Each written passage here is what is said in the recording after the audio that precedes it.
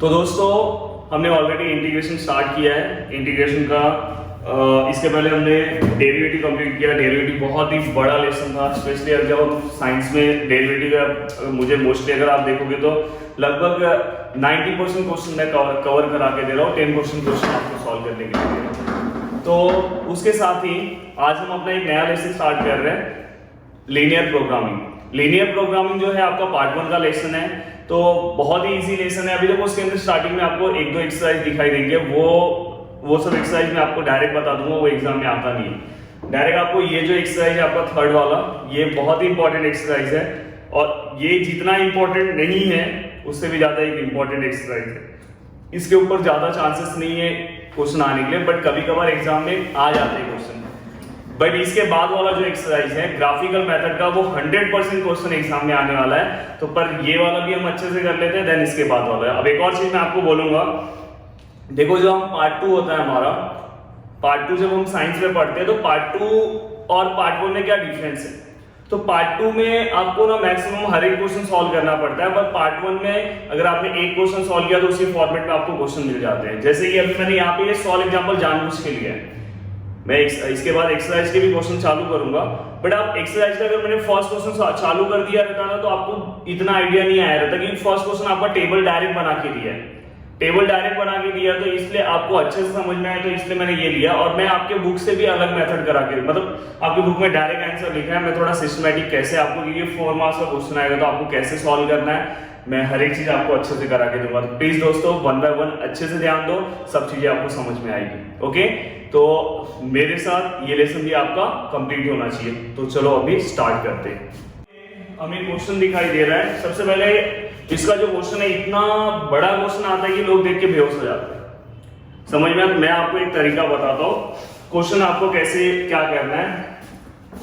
देखो जो एलपीपी होता है, linear programming, LPP is defined by, LPP जो डिफाइन होता है ना वो 4 पैरामीटर से डिफाइन होता है। कितने पैरामीटर से डिफाइन होता है? 4 पैरामीटर से। जो पहला पैरामीटर है, सेकंड पैरामीटर है, थर्ड पैरामीटर है, 4 पैरामीटर है। पहला जो पैरामीटर है उसे हम क्या बोलेंगे? तो उसे हम बोलते हैं डिसीजन वेरिएबल। क्या बोलेंगे उसे? Decision variable. ओके, याद रखना सबसे पहले एलपीपी में पहला स्टेज क्या कंसीडर करेंगे? Decision variable. Then second stage क्या हम कंसीडर करेंगे? Objective function. मैं आपको हर एक चीज बताऊंगा। सेकंड स्टेज क्या आएगा? ऑब्जेक्टिव फंक्शन, लिखते जाओ बुक में। देन थर्ड स्टेप हम क्या कंसीडर करते हैं? कंस्ट्रेंट। थर्ड स्टेप हम क्या लेंगे? कंस्ट्रेंट। और जो हमारा फोर्थ स्टेप आएगा वो आता है नॉन नेगेटिविटी कंस्ट्रेंट। ओके, तो ऐसे हमारे 4 स्टेप में पहला क्या आएगा? हमारा डिसीजन वेरिएबल, दूसरा हमारा क्या आएगा? ऑब्जेक्टिव फंक्शन, तीसरा क्या आएगा? कंस्ट्रेंट, एंड फोर्थ क्या आएगा? Non negativity constraint. अब जो नॉन नेगेटिविटी कंस्ट्रेंट पहला हमारा है डिसीजन वेरिएबल। तो सबसे पहले आपको मैं ये 4 पैरामीटर में आपका एलपीपी क्या होता है? डिफाइन होता है। एलपीपी ये पूरे के पूरे 4 पैरामीटर में डिफाइन हो गए। डिसीजन वेरिएबल मतलब आपको कंसीडर करना है एक्स एंड वाई। क्या कंसीडर करना है? एक्स एंड वाई, ये चीज याद रखो। ऑब्जेक्टिव फंक्शन मतलब क्या होता है? Z. Objective function can be defined by the letter, कौन सा आएगा? जेड। और कंस्ट्रेंट मतलब क्या आता है? इक्वेशन। कंस्ट्रेंट मतलब क्या आता है? Equation. And non negativity constraint is always x is greater than equal to 0 and y is greater than equal to 0। समझ में आएगी? अब देखो डिसीजन वेरिएबल में क्या रहेगा, इसके अंदर 2 चीजों के बारे में चर्चा की होगी। 2 चीज कौन से होंगे? मे भी हो सकता है कि वो फैन हो, मे भी हो सकता है कि वो मार्कर हो, मे भी हो सकता है। तो इसके अंदर कौन सी ऐसी 2 चीजें हैं जिनके बारे में बताया गया? तो अगर आप देखोगे तो यहाँ पे, अगर आप देखोगे तो यहाँ पे बाइसाइकिल एंड ट्राइसाइकिल दिखाई दे रहे हैं। समझ में आएगी? तो यहाँ पे आप डिसीजन वेरिएबल में क्या लिखोगे? डिसीजन वेरिएबल में आप लिखोगे x equal to and y equal to. यहाँ पे नंबर्स ऑफ बाइसाइकिल भी लिख सकते हो, या तो लिख सकते हो यूनिट ऑफ बाइसाइकिल। क्या लिखोगे? सबसे जब कुछ नहीं आता है तो यूनिट ऑफ लिख दो। तो यहाँ पे मैं लिखूंगा number of bicycle and number unit of tricycle. ये लिख दिया आपने। ये हमेशा जो भी आपके एग्जाम्पल में जिससे भी रिलेट आएगा आपको ये लिखना है। देन आपको क्या करना पड़ता है? Objective function. ऑब्जेक्टिव फंक्शन हमेशा दिमाग में बिठा के रख लो। देखो इतना बड़ा क्वेश्चन अभी ये बता दूंगा तो आपको बहुत इजी हो जाएगा। ऑब्जेक्टिव फंक्शन हमेशा माइंड में बिठा के रखो। ऑब्जेक्टिव फंक्शन मतलब या तो प्रॉफिट होगा या तो कॉस्ट होगा, या तो प्रॉफिट होगा या तो कॉस्ट होगा, इसके अलावा कुछ नहीं रहेगा।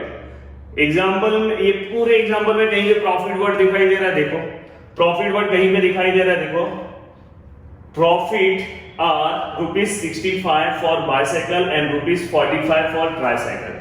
तो ऑब्जेक्टिव फंक्शन हमेशा याद रखना। तो क्या आएगा 55 क्या है बाइसाइकिल के लिए, किसके लिए बाइसाइकिल, बाइसाइकिल को हम क्या ले रहे हैं x ले रहे हैं। तो क्या आएगा 55x प्लस 45y, क्योंकि हमने 45 जो भी होगा 50, हाँ यहाँ पे पहला 65। अभी मैं आपको बस ये मैं आपको अभी बता रहा हूँ, लिख के दूंगा तो सिस्टमैटिक बताऊंगा। तो ये आपका क्या हो गया ऑब्जेक्टिव फंक्शन। ओके, बस ऑब्जेक्टिव फंक्शन कहां से, इसमें से कहां से ढूंढना है ऑब्जेक्टिव फंक्शन, प्रॉफिट वर्ड कौन सा लेना है, प्रॉफिट वर्ड या तो कॉस्ट आएगा। देखना इससे अलावा आपको कुछ नहीं मिलेगा, समझ में आएगी नहीं। रेयर मोस्टली आपका 90% जो क्वेश्चन है ना इसमें ही सॉल्व हो जाएगा, जितना ट्रिक बता रहा हूं। देन इसके बाद कंस्टेंट, कंस्टेंट मतलब इक्वेशन।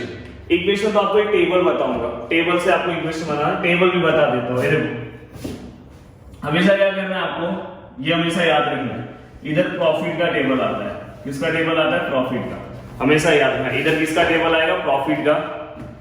एंड देन हमेशा आपका टेबल में ना यहाँ पे मैक्सिमम अवेलेबिलिटी लिखने का, समझ में है,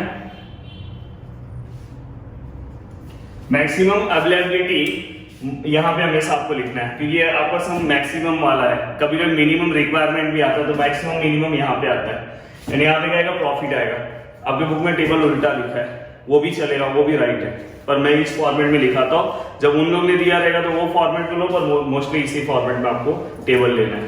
एंड देन हमेशा याद रखना कि जो दो चीजों के बारे में बोला है, दो चीजें हमेशा जो दो चीजों के बारे में बोला है, मोर देन 2 रहेगा तो यहाँ पे नहीं आएगा।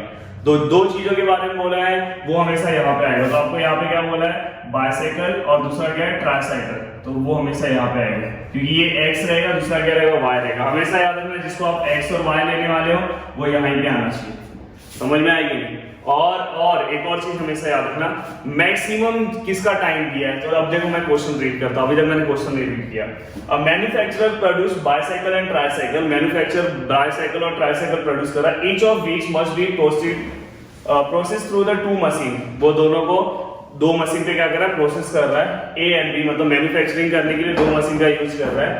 Machine A has maximum of 120 hours, machine A पे ज्यादा से ज्यादा कितना देर टाइम ले सकता है, 120 आवर्स। तो हमेशा याद रखना मैक्सिमम अवेलेबिलिटी यहाँ पे आएगा, और ये किसका है, ए का है, समझ में आएगी। मैं इसको उल्टे फॉर्मेट में भी आपके बुक के फॉर्मेट में भी लिखा के दिखाता हूँ, थोड़ा सा टाइम जाएगा वीडियो को, पर लिख के देता हूँ, समझ में। मैं ये सॉल्व एग्जांपल का क्वेश्चन लिया पर सॉल्व एग्जांपल की तरह कुछ भी सॉल्व नहीं करा रहा, समझ में आया। नहीं तो बोलोगे सर आपको आता नहीं रहेगा इसलिए आप सॉल्व एग्जांपल लिए, इसलिए आप बता रहे, कुछ आपको फायदा हो इसलिए मैं करा रहा हूँ, और कुछ भी यहाँ पूरा का पूरा जो मैं आपको करा रहा हूँ बिल्कुल भी अलग है, समझ में आया। कुछ इंपॉर्टेंट है इसलिए मैं ये एग्जांपल लिया हूँ। इसमें आपको 2 चीजें बताऊंगा, जिससे क्या होगा, आप एक्सरसाइज ना अपने मन से पूरा सॉल्व करोगे। ओके, ए यहाँ पे हो गया, हाँ, maximum A 120 hours and machine B has maximum word या तो यहाँ पे मैक्सिमम आएगा या तो मिनिमम आएगा, and maximum for 180 hours, maximum कितना है 180 आवर्स, और यहाँ पे बी और ये किसमें आवर्स में, तो ऐसे लिख लेने का, आवर्स में, किसमें आवर्स में। अब आपको ये बीच का वैल्यू चाहिए, तो यहाँ पे देखो कहीं पे लिखा होगा manufacturing a bicycle require 4 hours on machine A. अब देखो मैन्युफैक्चरिंग बाइसाइकिल रिक्वायर 4 आवर्स, 4 घंटे मशीन ए पे लगता है, and 4 hours on machine A and 10 hours on machine B. Bicycle बनाने के लिए 4 घंटे मशीन ए पे लगता है और 10 आवर्स मशीन बी पे लगता है, कितना easy. Then manufacturing a tricycle require 6 on machine A and 3 hours on machine B, तो 6 एंड 3। देखो ट्राइसाइकिल 6 घंटे मशीन ए पे और 3 घंटे मशीन बी पे। If profit are 65 and on for bicycle and 45 for tricycle, तो bicycle के लिए प्रॉफिट कितना था 55 एंड इस पे 55 या 65, आई थिंक 65, और इस पे कितना है, नेक्स्ट वाले में प्रॉफिट कितना है 45। ओके, देन आपको क्या बोला है, formulate the LPP to maximise profit, formulate the LPP to maximise profit. तो दोस्तों पहला वाला आपको हो गया, क्लियर हो गया। सबसे पहले आप ऐसा टेबल बनाओगे, देन फर्स्ट लिखोगे decision variable x equal to number of bicycle, y equal to number of tricycle and which is to be that must be manufacture so as to maximise the profit. अगर आपको ऐसा लिखना है तो आप लिखो। Then इसके बाद objective function, then objective function is always related to profit. Then देखो यहाँ पे z denote the letter objective function is denoted by the letter z and which is equal to 65x plus 45y. And third one is constraint. Constraint is always related to maximum और minimum से ही constraint तैयार होगा। समझ में आएगी नहीं? इसका ending point यही रहेगा, ये ऐसा समझ में। अगर आपका maximum minimum यहाँ पे है तो आपका इक्वेशन ऐसा चले जाएगा जैसे आपके बुक में। तो देखो constraint से related क्वेश्चन कैसे बन रहा है, 4x plus 6y और 120 एंड दूसरा क्या बनेगा 10x plus 3y equal to 180। तो दोस्तों यहाँ पे बच्चे मिस्टेक करते हैं, समझ में आएगी नहीं? मतलब अब देखो यहाँ पे मैं आपको तरीका भी बताऊंगा, ट्रिक भी बताऊंगा, समझाऊंगा भी, दोनों काम आपके लिए मैं करूंगा। आपको जो लेना है वो आप ले लो। तो यहाँ पे 4x plus 6y equal to 120। 120 is maximum available time। ज्यादा से ज्यादा 120 है, उससे ज्यादा नहीं होना चाहिए। मतलब 120 से ज्यादा नहीं जाना। मैक्सिमम आया तो मतलब ज्यादा से ज्यादा मशीन पे 120 घंटा काम कर सकते हैं, उससे ज्यादा काम नहीं करना। समझ में आएगी नहीं? तो मैक्सिमम आया तो ज्यादा से ज्यादा 120 आ जा सकते हैं, समझ में आएगी नहीं? उससे ज्यादा नहीं जा सकते। तो अगर आप यहाँ पे ग्रेटर देन लोगे तो मतलब उससे ज्यादा जाना है 120 से, पर अपने को 120 से ज्यादा नहीं जाना है। तो यहाँ पे क्या आएगा मैक्सिमम ज्यादा से ज्यादा 120, मतलब यहाँ पे क्या आएगा लेस देन 120, मतलब 120 से ज्यादा मत जाना। 120 भी जाओगे तो भी चलेगा, इसलिए इक्वल टू लिया है। और आपको एक सिंपल ट्रिक बताऊं तो ऐसे आप हमेशा याद रखना, जब भी मैक्सिमम आता है उसका उल्टा लेने का। मैक्सिमम मतलब क्या होता है ज्यादा, ज्यादा का उल्टा क्या होता है ज्यादा का। मैक्सिमम मतलब क्या होगा ज्यादा, ज्यादा मतलब ग्रेटर, ग्रेटर का उल्टा क्या होता है लेस देन। तो हमेशा यहाँ पे क्या रहना लेस देन इक्वल टू, ये सबसे इजी रहता है, उसका अपोजिट। यहाँ पे भी देखो ये मशीन बी पे ज्यादा से ज्यादा 180 आवर्स मेहनत करना है, तो यहाँ पे क्या होगा लेस देन इक्वल टू। तो दोस्तों क्लियर हो गया? सिस्टमैटिक आपको समझ में आया? कुछ भी प्रॉब्लम नहीं है आपको? बहुत ही अच्छे से टॉपिक यहाँ पे क्लियर अच्छे से समझ में आया होगा। तो ये हो गया। और इसके बाद आपको क्या करना, non negativity constraint. Bicycle and tricycle can not be negative. कभी भी बाइसाइकिल और ट्राइसाइकिल कभी भी नेगेटिव हो सकते हैं क्या? नहीं हो सकते। Then therefore the x is greater than equal to and y is greater than equal to. And LPP last में क्या करना है आपको फॉर्मुलेट करना है। एलपीपी कैसे फॉर्मुलेट करना है वो मैं बताता हूँ। तो ये क्लियर हो गया आपका? स्टार्ट करें? ओके तो स्टार्ट करते हैं। हाँ एक और चीज मैं आपको बता देता हूँ, यहाँ पे हो सकता है ना आपकी बुक में ऐसा भी दिया रहेगा। जब आपकी बुक में टेबल ऑलरेडी दिया है तो आप वैसा बना लेना, पर जब टेबल नहीं दिया होगा तो मेरी तरह ही बनाना। टेबल में कभी आपकी बुक में ऐसा दिया होता है, मोस्टली ऐसा ही दिया है। यहाँ पे ए है, यहाँ पे बी है, और बाइसाइकिल एंड ट्राइसाइकिल यहाँ पे लिखते हैं, और यहाँ पे मैक्सिमम टाइम लिखते हैं, और वो ऑब्जेक्टिव ये प्रॉफिट नहीं लिखते। तो यहाँ पे वो ऐसा आएगा इक्वेशन, देखो यहाँ पे ऐसा हो जाएगा 4 और 6 और यहाँ पे 120, मैक्सिमम 120। तो ऐसा तो समझ लो हमने बाइसाइकिल को x लिया और y लिया, तो ऐसा आएगा 4x plus 6y 120। तो ऐसा भी हो सकता है जो आपके बुक में आया, तो इसलिए ऐसा आपकी बुक में डायरेक्ट दिया है। तो पर आपको पहले टॉपिक समझ में आ जाएगा तो आप टेबल तो अपने आप ड्रॉ कर लो, टेबल से रिलेटेड आप आंसर अपने आप बता सकते हो।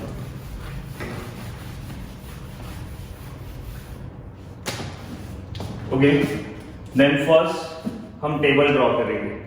सबसे पहले हम क्या करेंगे, टेबल ड्रॉ करेंगे।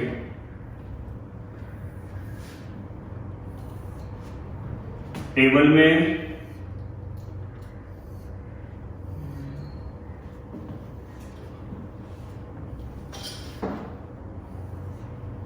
ओके हमने इस फॉर्मेट में टेबल ड्रॉ कर दिया है।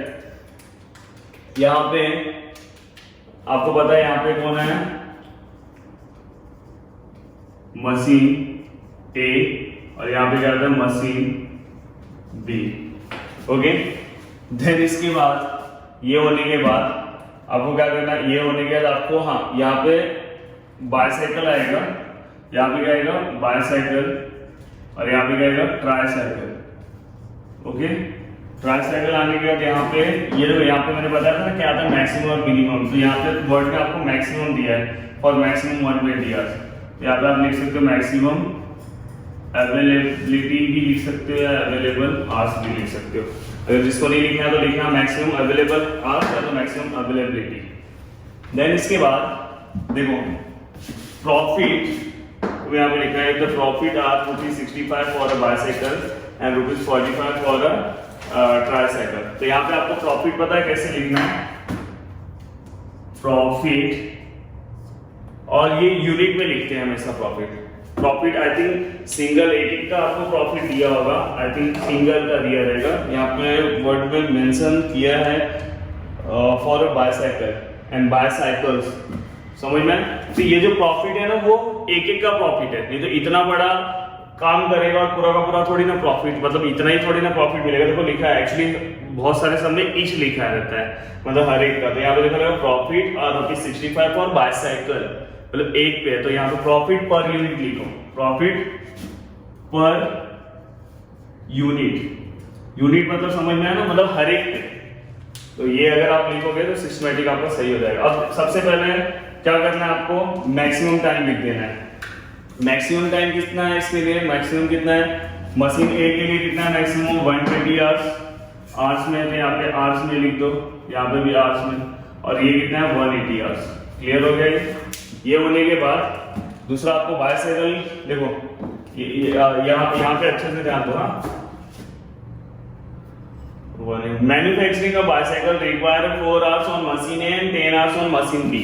4 hours on machine A bicycle बनाने के लिए, 4 hours on machine A and 4 hours on machine A and 10 hours on machine B. याद रखना 4 बाइसाइकिल के लिए 4 आवर्स इस पे एंड 10 आवर्स इस पे लग रहा है। एंड अच्छे से ध्यान देते जाओ, मैन्युफैक्चरिंग और tricycle require 6 hours on machine A and 3 hours on machine B. 6 and 3, यहाँ पे 6 and 3, ओके। देखो ना मशीन ट्राइसाइकिल को 6 आवर इस पे लग रहा है एंड 3 आवर्स इस पे लग रहा है। And then profit is the profit of ₹65 for a bicycle and 45, 65 and 45, 65 bicycle के लिए एंड 45। कभी हो सकता है क्वेश्चन में उल्टा बोल दिया होगा 65 for tricycle and 45 for bicycle, तो प्लीज याद रखना वो बॉक्स के सामने सामने लिखना। ओके हो गया टेबुलर फॉर्म में, समझ में। अब सबसे पहला क्या आएगा, सबसे पहला क्या आएगा टेबल के बाद पहला आपको क्या लिखना है, डिसीजन वेरिएबल, ऐसा हेडिंग डालना है। ओके जल्दी जल्दी हो जाता है, एक बार आपको क्लियर हो गया तो x and y, let x and y, यहाँ पे क्या लिखोगे यूनिट ऑफ बाइसाइकिल एंड यहाँ पे रहेगा यूनिट ऑफ ट्राइसाइकिल्स। ओके हो गया, बाइसाइकिल एंड ट्राइसाइकिल हो गया। अगर इसके नीचे आपको लिखना है तो that must be manufacture so as to maximise the profit. अगर आपको लिखना है तो लिख देता हूं, यहाँ पे क्या लिखोगे, that must be manufacture so as to maximise the profit. देखो यहाँ पे लास्ट में लिखा है ना, यहाँ पे क्या लिखा है, देखो मैक्सिमाइज प्रॉफिट। ये लेसन किससे है, ये बहुत ही इंपॉर्टेंट लेसन है, कंपनी में बहुत ही ज्यादा इंपॉर्टेंट ये लेसन रहता है कि प्रॉफिट को अगर हमें मैक्सिमाइज करना है तो हम क्या करेंगे, तो हमें ऐसा मैन्युफैक्चर करना है that must be manufacture so as to maximise the profit. हमें क्या करना है, इसको मैन्युफैक्चर करना है और इसको बढ़ाने के लिए प्रॉफिट को। अगर आपने इतना लिखा अच्छे से तो ये हो गया। देन इसके बाद आपको क्या करना है, डिसीजन वेरिएबल के बाद क्या आता है, ऑब्जेक्टिव फंक्शन। इसके बाद क्या आएगा, ऑब्जेक्टिव फंक्शन। क्या आएगा, objective function, objective function. Objective function में क्या आएगा, तो यहां पे क्या लिखोगे, ऑब्जेक्टिव फंक्शन में z which is equal to, let z which is equal to, objective function में डायरेक्ट लिख रहा हूं ना, 65x plus 45y। आपको ज्यादा इसमें मुझे एक दो लाइन लिखना था पर जान लेते। देन ऑब्जेक्टिव फंक्शन के बाद क्या आएगा, कंस्ट्रेंट। याद रखना, बाद में ट्रेन का स्पेलिंग लिखना, बाद में ts लिखना, कंस्ट्रेंट। ये होने के बाद कंस्ट्रेंट क्या आएगा, कंस्ट्रेंट में दो इक्वेशन है, सही है, तो आप दोनों इक्वेशन को या तो ऐसे भी लिख सकते हैं कि machine A has maximum of 120 hours available, या तो machine A available for maximum 120 hours and machine be available maximum 180 hours. ऐसे आपको लाइन लिखना तो लिखो, और आपकी बुक में डायरेक्ट है तो आप भी डायरेक्ट लिख दो, इतना तो आप ऑलरेडी लिख रहे हो। तो यहाँ पे आप क्या लिखोगे, 4, देखो इससे ये x है ना और ये y है, x और y से इक्वेशन आएगा, x y ये, तो 4x प्लस 6y और यहाँ पे आएगा 120। अगर किसी को 100 मार्क्स स्कोर करना है एग्जाम में, प्लीज यहाँ पे वो लाइन लिखना, क्या लिखोगे, machine A is available maximum for 120 hours, please लिखना, मेरा रिक्वेस्ट है। मैं ये नॉर्मली जो जिसको नॉर्मल 98 96 चाहिए उसके लिए चल जाएगा। तो यहाँ पे सर मुझे तो 35 चाहिए, यहाँ पे क्या आएगा, मैक्सिमम है, मैक्सिमम का उल्टा क्या होगा, मिनिमम, लेस देन आएगा ना, तो लेस देन इक्वल टू उल्टा ले लेने का, और इसका मतलब भी मैंने बताया। देन सेकेंड इक्वेशन क्या आएगा आपका, 10x plus 3y less than equal to 180। Okay, ये हो गया।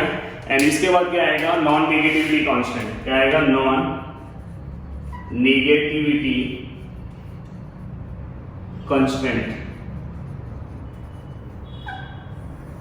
नॉन नेगेटिविटी कांस्टेंट जिसके अंदर नॉन नेगेटिविटी कांस्टेंट में क्या आएगा, यहाँ पे एक लाइन लिखना है तो लिखो, यहाँ पे क्या लिखोगे, bicycle, number of bicycle and tricycle can not be negative. यहाँ पे क्या लिखोगे, यहाँ दिख रहा है, दिखाई दे रहा है, number of bicycle and tricycles can not be negative. समझ में, ये आपके बुक में ऐसा लिखा ही नहीं है, डायरेक्ट दिया है, तो ये तो लिखा भी नहीं है नॉन नेगेटिविटी कंस्टेंट। एंड यहाँ पे आप लिखोगे x is greater than equal to 0, y is greater than equal to 0, it means it lies in first quadrant. कहाँ पे आएगा, फर्स्ट क्वाड्रेंट। देखो यहाँ पे लिखा, अब आप क्या लिखोगे लास्ट में, जो आपकी बुक में डायरेक्ट लिखा है, यहाँ पे क्या लिखोगे, LPP can be formulated as, कैसे हम फॉर्मुलेट करेंगे, टू सबसे पहले आपको क्वेश्चन में चेक करना है कि क्वेश्चन में मैक्सिमाइज, देखो दो तरह के क्वेश्चन होते हैं, एक मैक्सिमाइज प्रॉफिट रहता है, एक मिनिमाइज कॉस्ट रहता है। हमेशा कॉस्ट को क्या करना रहता है, कम करना रहता है, प्रॉफिट को हमेशा क्या करना रहता है, बढ़ाना रहता है। तो देखो यहाँ पे क्या लिखा है, टू मैक्सिमाइज प्रॉफिट, तो यहाँ पे हमेशा क्या आएगा, टू मैक्सिमाइज प्रॉफिट। समझ में, टू मैक्सिमाइज लिखोगे तो भी चलेगा। यहाँ पे हो गया, ये भूलना मत, ये बहुत इंपॉर्टेंट है, क्योंकि यही देख के कंपनी डिसाइड करेगी क्या करना है। देन यहाँ पे उसके बाद क्या आएगा, z which is equal to, इसके बाद ऑब्जेक्टिव फंक्शन लिख दो। ऑब्जेक्टिव फंक्शन आपका कहा गया 65x प्लस 45y, ये हो गया आपका। देन सब्जेक्ट टू में क्या क्या आएगा, इक्वेशन, जो आपका इक्वेशन है 4x plus 6y less than equal to 120, and then क्या आएगा 10x plus 3y less than equal to 180, and then non negativity constant x is greater than 0 and y is greater than equal to 0। Okay, तो यहाँ पे आपका क्या हो गया, पूरा का पूरा LPP क्या हो गया, फॉर्मुलेट हो गया। तो ये यही बहुत इंपॉर्टेंट है। ओके, आगे जाओगे तो इसी से रिलेटेड आपको क्वेश्चन आएगा। तो दोस्तों यहाँ तक आपका क्लियर हो गया, प्लीज अच्छे से आप लिख लो, ये पूरा लिख लो, देन इसको। ओके, अब हम नेक्स्ट क्वेश्चन, अब हम अपने एक्सरसाइज, दोस्तों अब हम क्या कर रहे हैं, हमारा एक्सरसाइज स्टार्ट कर रहे हैं। एक्सरसाइज का जो फर्स्ट क्वेश्चन है, देखो पूरा का पूरा क्वेश्चन मैंने नहीं लिखा है, पर आपको मैंने जो आगे के जो क्वेश्चन कराया है उससे अपने आप आपको आइडिया आ जाएगा। देखो आपको फर्स्ट क्वेश्चन यहाँ पे दिखाई दे रहा है, first question, second question, third question and fourth question बहुत प्रॉब्लम है। 5, 6, 7, 8 सब मैं लाइन से आपको बताते जाऊंगा, प्लीज यहाँ पे ध्यान दो। क्वेश्चन नंबर फर्स्ट क्लियर नहीं दिखाई दे रहा है, क्वेश्चन नंबर फर्स्ट। अब देखो क्वेश्चन नंबर फर्स्ट थोड़ा सा मैं रीड भी करता हूँ। A manufacturing firm produces two types of gadget A and B. Manufacturing firm दो टाइप के गैजेट प्रोड्यूस कर रहा है, A और B, वो दो टाइप के गैजेट प्रोड्यूस कर रहा है। दिखाई दे रहा है आपको, क्लियर दिख रहा है कि नहीं दिख रहा है? ओके, दो टाइप के क्या कर रहा है, वो गैजेट प्रोड्यूस कर रहा है A and B, क्लियर है, दिखाई दे रहा है। And which are first processed in the foundry and then sent to the machine shop for finishing. तो उससे पहले यहाँ पे भेजा जाता है, देन मशीन शॉप पे भेजा जाता है, the number of man hours of labours required in shop for the production of A and B, the number of man hours available for the form. देखो सबसे पहले आपको ये चीज समझना है कि इक्वेशन कैसे बनेगा। जहां पे मैक्सिमम दिया रहेगा वो नीचे आएगा, क्योंकि यहाँ पे मैंने बोला ना मैक्सिमम मिनिमम टाइम दिया, तो इक्वेशन इस तरह ही बनेगा। हमेशा याद रखना, जहां पे मैक्सिमम मिनिमम आ गया तो समझ जाना इक्वेशन ऐसा आएगा, अगर मैक्सिमम मिनिमम आया तो इक्वेशन ऐसा भी आ सकता है। तो यहाँ पे आपको समझ में आ रहा है कि ये सेम अपनी तरह है समझ में। और जब मैक्सिमम यहाँ पे आएगा, ये दिख रहा है, ये दिख रहा है, तो ए को हम क्या कंसीडर करेंगे x और b को हम क्या कंसीडर करेंगे y। तो आप स्टार्टिंग में डिसीजन वेरिएबल में क्या लिखोगे, डिसीजन वेरिएबल में क्या लिखोगे, x और y को क्या लिखोगे बताओ। आप क्या लिखोगे, let unit of gadget A and unit of gadget B. याद रखना यहाँ पे क्या लिखोगे, यूनिट ऑफ गैजेट ए क्या है, गैजेट है ना, unit of gadget A and unit of gadget B. And इसके बाद आप क्या करोगे, ऑब्जेक्टिव फंक्शन में क्या आएगा, z equal to objective function यहाँ से नहीं है, यहाँ पे दिया नहीं ऑब्जेक्टिव फंक्शन, पर हमारे सामने कुछ दिया है ना, हमारे सामने क्या दिया, profit of ₹30 on A and B, profit of ₹20 per unit. तो हमें प्रॉफिट दिया है तो चाहिए, तो आप यहाँ पे एक्स्ट्रा लिख भी सकते हो अपने टेबल में एक्स्ट्रा। यहाँ पे जब आप टेबल तो आपको ड्रॉ करना ही है, जब आप टेबल बना रहे हो तो यहाँ पे भी आप लिख सकते हो, क्या लिख सकते हो, प्रॉफिट। यहाँ पे वो प्रॉफिट दिया है, पर यूनिट दिया है, ऐसे लिखा हुआ है वहां पे, प्रॉफिट पर यूनिट। प्रॉफिट कितना दिया है, 30। देखो अब यहाँ पे वो कैसे लिखा है, profit on sale A is ₹30। ए पे कितना है, 30 है, और बी पे कितना है, बी पे कितना प्रॉफिट दिया है उन लोगों ने, बी पे कितना दिया है, 20 दिया है। यहाँ से भी आप दिमाग लगा सकते हो। देखो आपको बस एक चीज सोचना है कि मुझे x और y किसको लेना, तो यहाँ से भी आप सोच सकते हो, प्रॉफिट ये a का है तो ये x हो गया, ये b का है तो ये y हो गया। तो a को x लोगे, y को, इसको x और y नहीं लेना है। ये आपको क्लियर प्रॉफिट भी कर सकता है, कहीं कहीं पे अर्निंग बोल सकते हैं, अर्निंग मतलब ही प्रॉफिट होता है। तो यहाँ पे आप आ सकते हैं, आपका क्या आएगा, 30x प्लस 20y, ये आपका ये हो गया ऑब्जेक्टिव फंक्शन। देन आपको कंस्ट्रेंट बनाना है। अब देखो यहाँ पे बोला कि टाइम अवेलेबल टाइम इतना ही है हमारे पास, मतलब इतना, इससे ज्यादा हमारे पास टाइम नहीं है, तो मतलब ये मैक्सिमम टाइम हो गया। क्या हो गया, मैक्सिमम हो गया। तो यहाँ पे क्या आएगा, 10x प्लस 6y एंड 60, और यहाँ पे क्या आएगा 5x प्लस 4y, और यहाँ पे 35। यहाँ पे बोला टाइम अवेलेबल ज्यादा से ज्यादा इतना ही, बोलते हैं ना हमारे पास 2 ही घंटे है यार, उससे ज्यादा नहीं है। तो मतलब ज्यादा से ज्यादा उतना ही, टाइम अवेलेबल मतलब ज्यादा से ज्यादा उतना ही है, ज्यादा से ज्यादा उतना ही, मतलब ज्यादा से ज्यादा का उल्टा क्या होता है, लेस देन इक्वल टू। समझ में आएगी नहीं। अगर टाइम से रिलेटेड कभी भी क्वेश्चन आया ना कि मतलब ये 120 आवर्स के लिए है, 40 आवर्स के लिए, तो वहां पे लेस देन लेना, याद रखना, मतलब उससे कम, लेस देन, याद रखना, हमेशा ये दिमाग में रखना। टाइम से रिलेटेड क्वेश्चन है, लेस देन। कभी आपको अगर समझो विटामिन है, न्यूट्रिएंट है, उससे रिलेटेड है, तो बोलते हैं ना कि इतना हमारा इंटेक होना ही चाहिए, उससे ज्यादा विटामिन ले लोगे तो मरोगे नहीं, जिंदा ही रहोगे। समझ में आएगी, बहुत ज्यादा लोगे तो कुछ भी हो सकता है। समझ में आ रहा है कि नहीं आ रहा है। तो अगर कभी भी टाइम से रिलेटेड क्वेश्चन आया तो लेस देन, हमारा टाइम क्या होता है, टीचर बोलती है 3 घंटे का एग्जाम है, उससे कम में आपका पेपर हो गया तो अच्छी बात है, ज्यादा नहीं जाना चाहिए। तो हमेशा याद रखना, टाइम मतलब उससे कम में होना चाहिए, तो लेस देन। और न्यूट्रिएंट, खाने पीने का थोड़ा बहुत ज्यादा खा लोगे तो कुछ दिक्कत नहीं होगा। तो विटामिन ये सब के क्वेश्चन आएंगे तो इतना मिनिमम होना चाहिए, उससे ज्यादा चलेगा। ओके, तो यहाँ पे ये हो गया। और बाद में फिर आपको क्या करना है, ये हो गया आपका नॉन नेगेटिविटी कांस्टेंट क्या है, x अब इसे आप, यही आपका एलपीपी फॉर्मूलेट में लास्ट में आप लिख सकते हो। यहाँ पे क्या लिखोगे, LPP can be formulate as to maximize है कि टू मिनिमाइज है।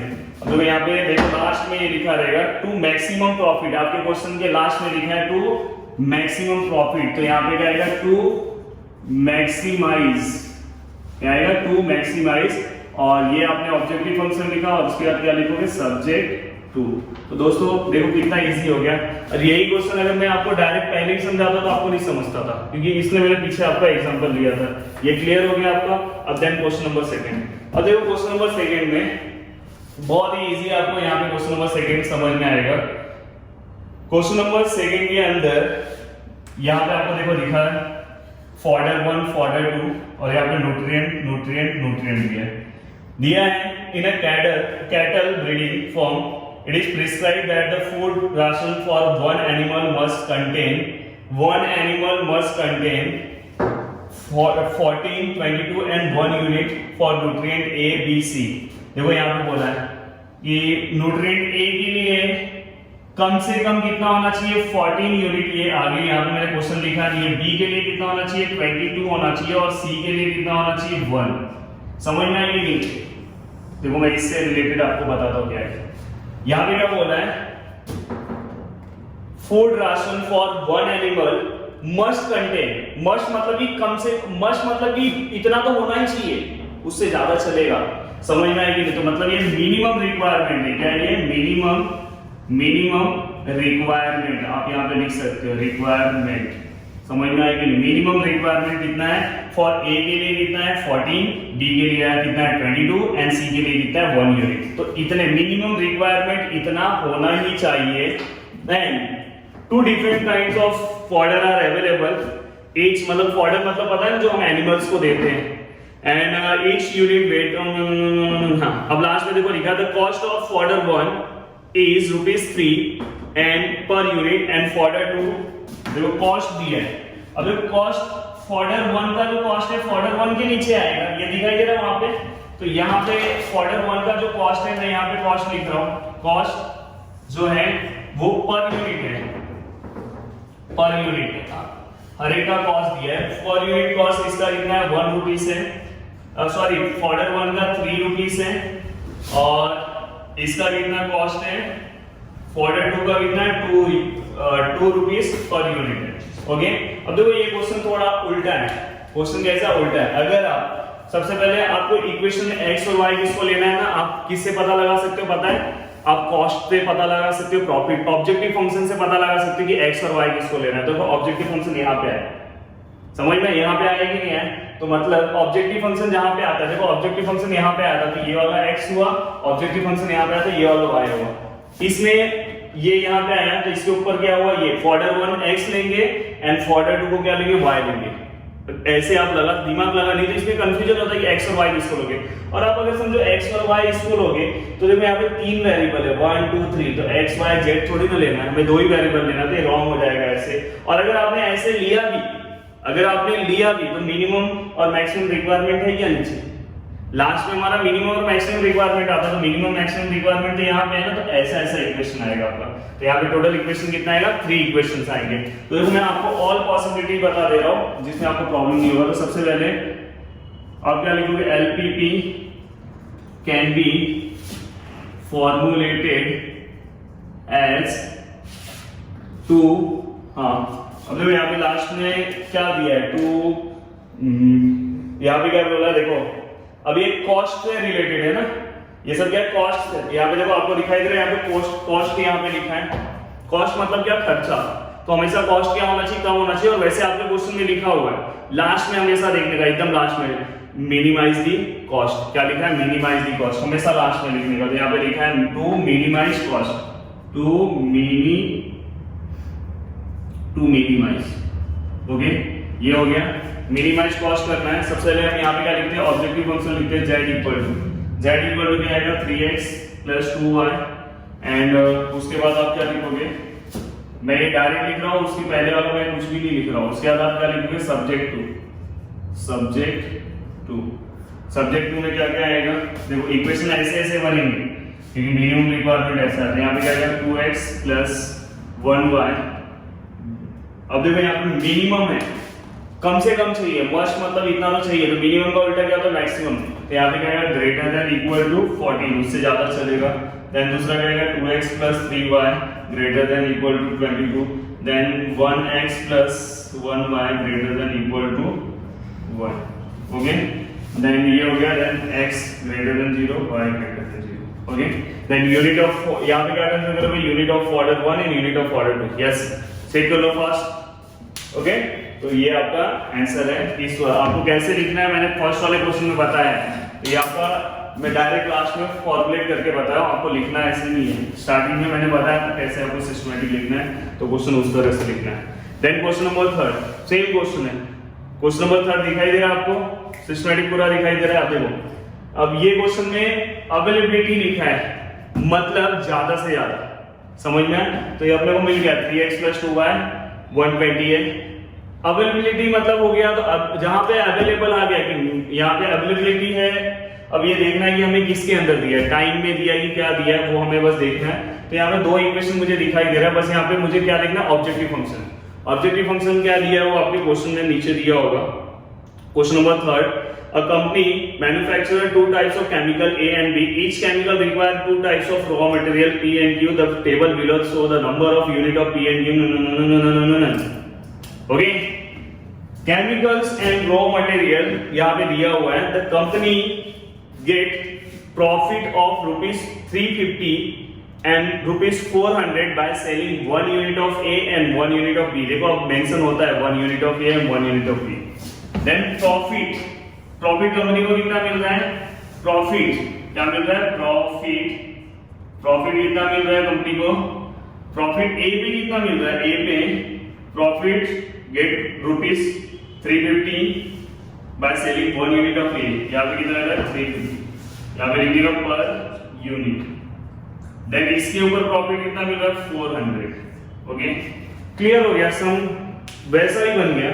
आपको क्या करना है, इसको क्या लोगे, अब मुझे बताओ, मैंने आपको बताया कि x और y किसको कंसीडर करोगे, प्रॉफिट को देखो ना, ऑब्जेक्टिव फंक्शन को देखो, ये x होता है ये y होता था, x इसको लोगे a और b, केमिकल a को क्या, unit of chemical a x है, unit of chemical b y, और इसको लेके आप सॉल्व कर देना, ये क्वेश्चन आप सॉल्व कर लेना। देन नेक्स्ट क्वेश्चन, अब यहाँ पे a printing company print two types of magazine A and B, दो टाइप के मैगजीन है, टेबल आपको खुद से फ्रेम करना है, इसमें समझ में, टेबल खुद से फ्रेम करना है। अब ये कौन सा कहां पे आएगा आपको थोड़ी देर में समझ में आने लगेगा कि मैगजीन ए यहाँ पे आएगा, यहाँ पे आएगा। आप कहीं पे भी लोगे तो भी सॉल्व कर सकते हो, बट हम अपने फर्स्ट वाले क्वेश्चन की तरह करेंगे। The company earn ₹10 and ₹15 on magazine A and B पर कॉपी मतलब प्रॉफिट, समझ में। द कंपनी अर्निंग है मतलब क्या है, प्रॉफिट है, कंपनी का अर्निंग है मतलब क्या है, प्रॉफिट है, कंपनी अर्न कर रहा है, समझ में आ गया कर रहा है। तो यहाँ पे अर्न लिखा मैंने, अर्न रुपीज, यहाँ पे क्या लिखोगे पर यूनिट, समझ में आएगी नहीं। पहला उसको कितना मिल रहा है, अर्निंग उसकी कितनी है, देखो company earn ₹10 and ₹15 for magazine A and B, यहाँ पे ₹10 और यहाँ पे रुपीज क्या 15 है। अब देखो यहाँ पे magazine A and magazine B आपको मिल गया। अब आपको खुद आइडिया आ गया कि मुझे मैगजीन ए यहाँ पे लेना है कि यहाँ पे लेना है, तो यहाँ से आपको पता चल गया कि इसका जो अर्निंग था वो कितना था 10 एंड 15, तो magazine A and magazine B. Then इसके बाद पता गया these are processed on the 3 machine, these are, यहाँ पे एमबीसी लिख दो आपको समझ में आएगा, मैगजीन है। These are processed through 3 machine, 3 machine है, मैंने यहाँ पे 2 ही बॉक्स बनाया तो यहाँ पे मुझे 3 करना पड़ेगा, एक समझ में। These are processed through 3 machine, machine 1, machine 2, machine 3, 3 machine पे प्रोसीड हो रहा है।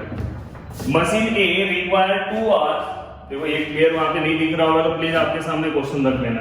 Machine A require 2 hours on machine I, machine A जो है, सॉरी मैगजीन है, मैगजीन ए जो है वो 2 घंटा किस पे ले रहा है, मशीन 1 पे, okay.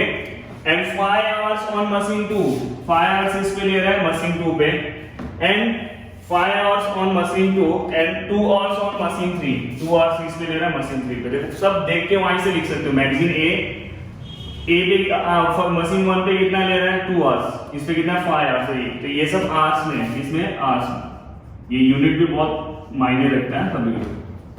Then magazine B require 3 hours on machine R, B जो है 3 आवर्स ले रहा है।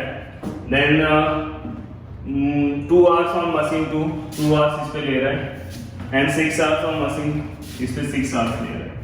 Then machine for second third are available मतलब अवेलेबिलिटी, हमेशा जब अवेलेबल आएगा for 36, 50 and 60 hours per week, समझ में आया कि नहीं। तो यहाँ पे अवेलेबल टाइम कितना है, फर्स्ट वाला कितने टाइम के लिए अवेलेबल 36, दूसरा वाला 50 और यहाँ पे 60, ओके। जैसे मैंने यहाँ पे बोला था, यहाँ पे अवेलेबिलिटी आया तो यहाँ पे आप क्या लोगे, लेस देन लोगे, क्या लोगे यहाँ पे लेस देन, उससे ज्यादा हमें नहीं जाना है, उससे ज्यादा जाना है क्या, नहीं जाना, तो वैसे यहाँ पे भी उससे ज्यादा नहीं जाना। हो गया आपका, तैयार हो गया। अब बताओ मुझे यहाँ पे x और y किसको लोगे, बताओ जल्दी से। ये देखना है आपको ऑब्जेक्टिव फंक्शन। ऑब्जेक्टिव फंक्शन तो आप सबको समझ में आ रहा होगा, ये आपका ऑब्जेक्टिव फंक्शन है। तो उसके सीधे पे देखो ये x unit of magazine a and unit of magazine b y हो गया। अब आपका मैं डायरेक्ट लिख रहा हूं एलपीपी में z इक्वल टू क्या आएगा आपका 10x प्लस 15y, ये हो गया। देन आप क्या करोगे सब्जेक्ट टू लिखोगे, सब्जेक्ट टू में क्या क्या आएगा, तो सब्जेक्ट टू में देखो ऐसे दिखाई दे रहा है कि नहीं, मैक्सिमम वाला। देन यहाँ पे आएगा 2x plus 3y 36 available time, उससे ज्यादा है क्या नहीं है, तो यहाँ पे क्या आएगा, समझा। हमेशा ग्रेटर देन कब लेना है पता, न्यूट्रिएंट में ही लेना, ये हमेशा दिमाग में रखे रहना। न्यूट्रिएंट ये सब जो इंटेक हम करते हैं उसमें, और बाकी सब में लेस देन आएगा टाइम के रिलेटेड, टाइम से रिलेटेड तो लेस देन ही आएगा। देन यहाँ पे 5x plus 2y 50 then 2x plus 6y 60, okay. अब यहाँ पे क्या लिखोगे, मैगजीन कभी भी नेगेटिव हो सकता है क्या, नहीं होता, magazine can not be negative and therefore x is greater then y is, हो गया। समझ में लिखना कैसे, टेबल बनाना है, जैसे मैंने फर्स्ट क्वेश्चन कराया था वैसे ही करना है। अब देखो आपको अब यहाँ पे क्लियर आइडिया आ गया होगा कि मैंने क्यों फर्स्ट वाला क्वेश्चन आपको करा के दिया और उसका क्या बेनिफिट है। अब देखो इसके बाद के जो क्वेश्चंस हैं अगर आप देखोगे, मैंने बोला ना कि जो आपका पार्ट 1 है, हम पार्ट 2 में अगर आप देखोगे तो हर एक क्वेश्चन करते जा रहे हैं, यहाँ पे मैंने सब एक्सप्लेन करके दिया, बस आपको सॉल्व करना है। पर अगर आप देखोगे तो हर एक क्वेश्चन सेम ही है, अगर मैं नहीं भी एक्सप्लेन करता ये तो सेम ही था, समझ में। बट आपको क्या करना है, हर एक का प्रैक्टिस करना है। देखो यहाँ पे क्वेश्चन नंबर 5 पूरा का पूरा क्वेश्चन क्या है, सेम है, पूरा का पूरा क्वेश्चन सेम है। कॉमर्स के लिए अगर कोई कॉमर्स का अगर वीडियो देख रहा होगा, वैसे तो साइंस एंड कॉमर्स के वीडियो सेपरेट है, बट कॉमर्स के लिए जो क्वेश्चन नंबर जो 5th है ना, लास्ट का जो लाइन है ना उनको दिया नहीं है कि मैक्सिमम कितने टाइम के लिए वो अवेलेबल है। तो कॉमर्स वाले अगर वो क्वेश्चन अगर आपको आ रहा होगा, 5th वाला क्वेश्चन आप साइंस वालों का देख लेना। साइंस में लास्ट में दिया है मैक्सिमम टाइम ए के लिए 10 आवर्स है और बी के लिए 12 आवर्स है। तो आपके क्वेश्चन में मिसिंग है कॉमर्स, याद रखना। साइंस का बहुत ही प्रॉपर है, साइंस का कुछ टेंशन नहीं है। क्वेश्चन नंबर 5 साइंस का सही है, क्वेश्चन नंबर 5 कॉमर्स का लास्ट का वर्डिंग दिया नहीं है, तो वो आप लाइन को साइंस के क्वेश्चन से देख लेना, सेम ही क्वेश्चन है। देन क्वेश्चन नंबर 6 सेम है, क्वेश्चन नंबर 7 भी सेम है, देन क्वेश्चन नंबर 9 भी सेम रहेगा। यहाँ पे 8 वाला क्वेश्चन थोड़ा सा अलग है, तो अगर आपको चाहिए 8 क्वेश्चन तो आप मुझे कमेंट्स करना। अगर आपने वीडियो देखा, अगर आपको अच्छा लग रहा हो तो मैं 8 वाला बना के दूंगा। तो लगभग सब क्वेश्चन सेम है, बस 8 वाला थोड़ा सा अलग है। वहां पे आपको टाइम से रिलेटेड फॉर्मूला लेना है, डिस्टेंस वाला, समझ में आया। अगर आपको जैसे अगर आपने देखा, अगर आपको चाहिए तो आप अगर कमेंट्स करोगे तो मैं कराऊंगा, क्योंकि इसके बाद वाला टॉपिक बहुत ही ज्यादा इंपॉर्टेंट है और इस टॉपिक पे ज्यादा से ज्यादा क्वेश्चन इससे ही रिलेटेड आ सकता है। वो स्पीड से रिलेटेड क्वेश्चन आता नहीं है, पर अगर आपको चाहिए रहेगा तो प्लीज आप कमेंट्स करना। और बाकी के जो क्वेश्चन हैं, क्वेश्चन नंबर 6, 7 एंड 9 और 5th वो आप सॉल्व कर लोगे, इतना मैंने बताया। तो प्लीज आप सॉल्व करके, आपको 1 टाइम ही दिया है, ज्यादा नहीं दिया है, 1 टाइम आपको सॉल्व करके बस ग्रुप में पोस्ट करना है। याद से बहुत इंपॉर्टेंट है, 2 ही एक्सरसाइज हमें करना है, 2 ही एक्सरसाइज, दोनों एक्सरसाइज बहुत इंपॉर्टेंट है ये। पर इसके बाद वाला तो बहुत ही ज्यादा इंपॉर्टेंट है और वो मैं हमेशा बच्चों को IMP मार्क करके देता हूँ, वही एग्जाम में आता है, समझ में। जब हम एलपीपी हम जो फॉर्मुलेट कर रहे हैं उसका ग्राफिकल मेथड है, वो मैं आपको सिखाऊंगा। पर ये भी जरूरी है, आपको हर एक टॉपिक के बारे में पता रहना चाहिए, तो ये भी आपका कंप्लीट हो गया। तो दोस्तों जितना हो सके आप इस वीडियो को शेयर करो। अगर आपको वीडियो अच्छा लगा होगा तो प्लीज वीडियो को आप लाइक कर दो, नीचे एक प्यारा सा कमेंट्स कर दो, और जितना हो सके उतना आप इसे शेयर करो। और जो भी काम आपको दिया हो इसे आप अच्छे से लिख लेना। अगर आपने अभी भी चैनल को सब्सक्राइब नहीं किया होगा तो प्लीज चैनल को सब्सक्राइब करना। जय हिंद।